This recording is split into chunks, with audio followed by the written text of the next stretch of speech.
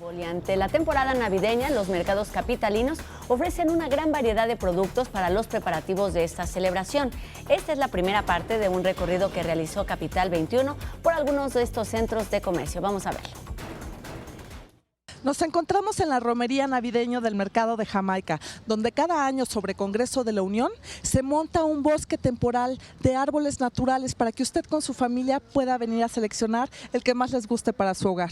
La sensación de pasear por la calle en esta temporada en particular es única, porque entre otras cosas, se percibe el microclima generado por estos hermosos pinos traídos desde tierras lejanas. Además, los hay de diferentes tamaños y formas para todos los gustos. Los 4 pinos que tenemos nosotros son el Norman, el Fraser, el Douglas y el canadiense.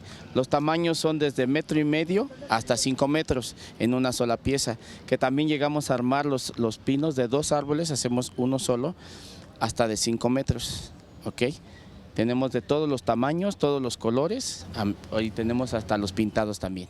Como en esta ciudad los capitalinos son cada vez más exigentes, los comerciantes del mercado han tenido que implementar nuevas modalidades de colores y texturas que son muy distintas a las tradicionales. Tenemos el negro, que es para los emos, tenemos colores también como rosa para las niñas y el azul para todo tipo de personas, amiga. ¿Y cuáles son los colores más vendidos? El azul y blanco. Para complementar el arreglo del árbol, aquí podemos encontrar musgo y heno traído de algunos estados cercanos a la ciudad. El musgo lo tenemos de Río Frío, Estado de México. Sirve para el nacimiento, para adornar, hay todo el nacimiento, ¿no? Ya para que no lo tires terminando la época navideña, lo puedes utilizar como composta. Abono para las plantas o en el pasto, sirve como abono, para no desperdiciarlo. El heno lo tenemos de Hidalgo. Igual es para adornar el pesebre del niño Dios y hay adornos, ¿no? En el nacimiento. Ya cuando acaba igual la época navideña lo puedes colgar en un árbol. Si tienen árboles se lo pueden colgar y les dura todo el año.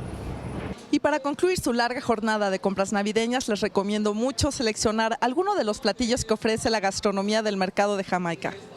Con imágenes de Liber Rodríguez, reportó para Tiempo 21, Julen Ladrón de Guevara.